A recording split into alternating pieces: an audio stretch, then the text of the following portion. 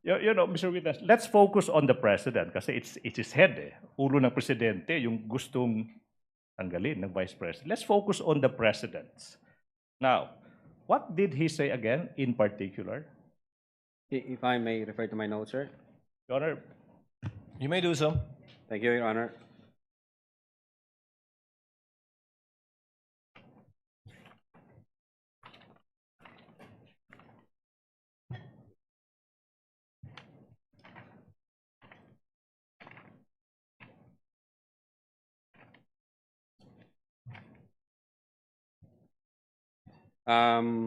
Yes, Your Honor.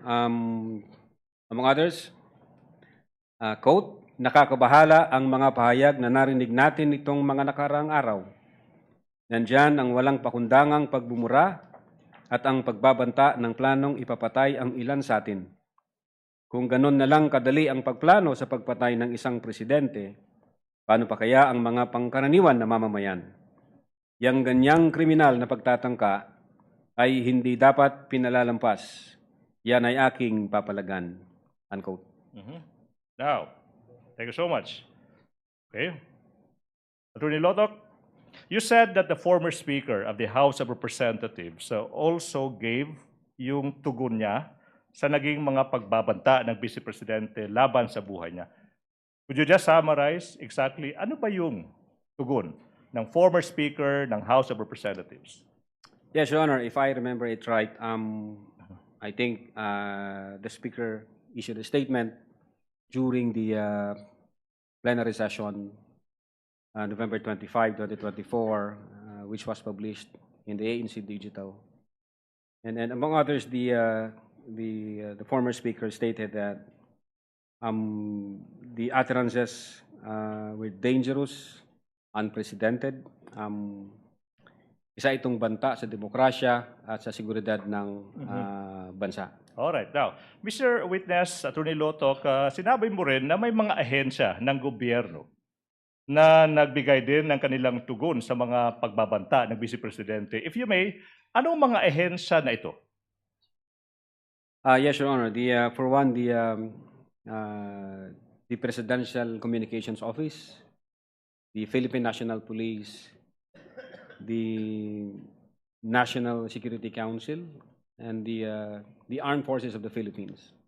Okay. Let's focus on muna sa Presidential Communications Office. Ano ba yung statement ng Presidential Communications Office kung alam mo? If I remember it right, the PCO classified the threat as an active threat As an active threat. and directed the Presidential Security Command to, I think, investigate the matter.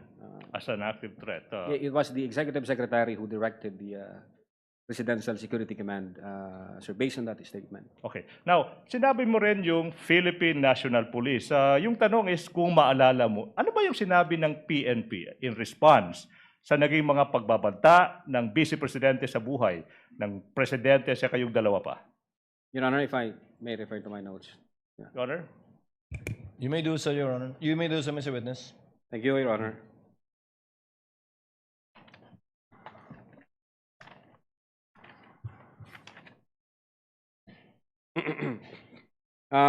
The Philippine National Police issued a statement relative to the press conference made by the Vice President. Quote, the Philippine National Police threats any threat to the safety and security of the President and all public officials with the utmost seriousness. In light of the Vice President Sara Duterte's recent statement, which directly referenced an assassin contracted to target the President, the PNP recognizes the grave nature of this matter.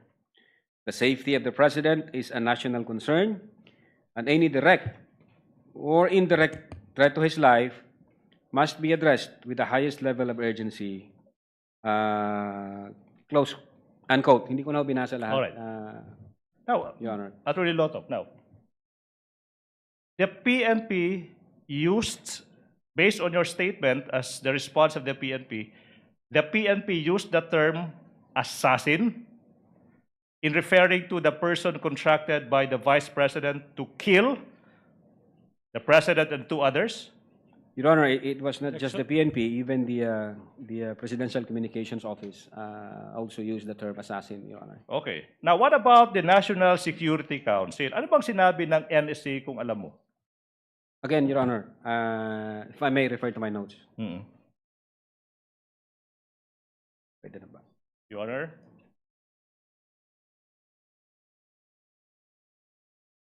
Your Honor? May the witness be allowed to refer to his notes once more? You may do so, Mr. Witness. Thank you, Your Honor.